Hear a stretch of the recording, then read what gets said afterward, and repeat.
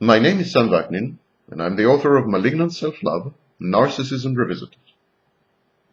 Narcissists are incapable of truly loving, and yet they experience some feeling, a modicum of emotion, which they insist is love. So what gives? Well, narcissists love their spouses or other significant others as long as they continue to reliably provide them with narcissistic supply. In one word, with attention.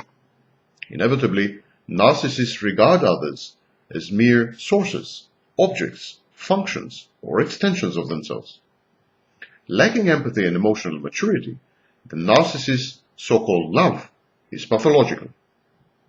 The precise locus of the pathology depends on the narcissist's stability or instability in different parts of his life.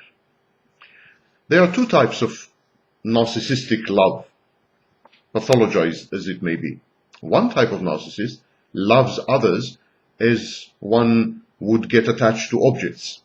He loves his spouse, for instance, simply because she exists and is available to provide him with narcissistic supply.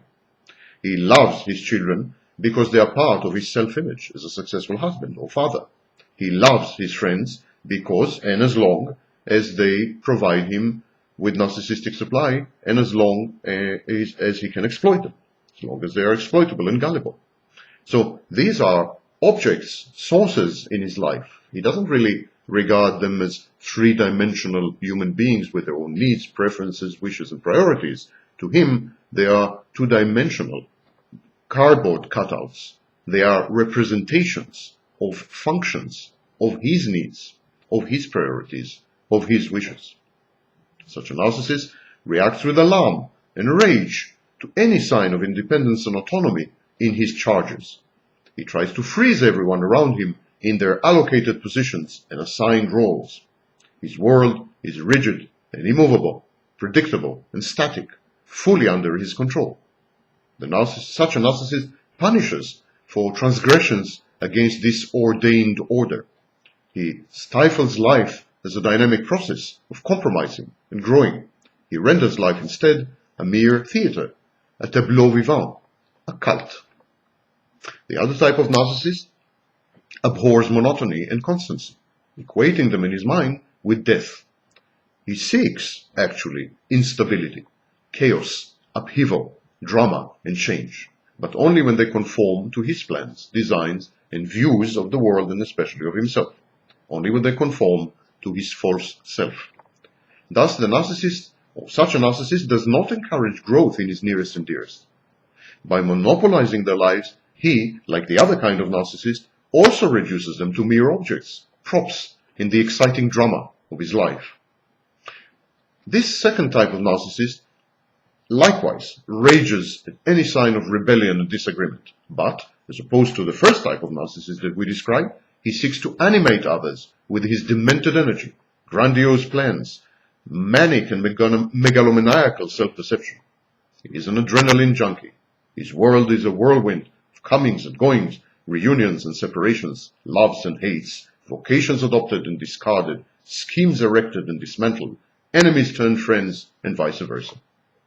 His universe is equally a theater, but a more ferocious and chaotic one. So where is love in all this? Where is a commitment to the loved one's welfare, the discipline, the extension of oneself to incorporate the beloved, the mutual growth? Well, in the narcissist world, this kind of mature love is nowhere to be seen. The narcissist love is hate and fear disguised. The narcissist's so-called love is fear of losing control and hatred of the very people his precariously balanced personality so depends on. The narcissist is egoistically committed only to his own well-being.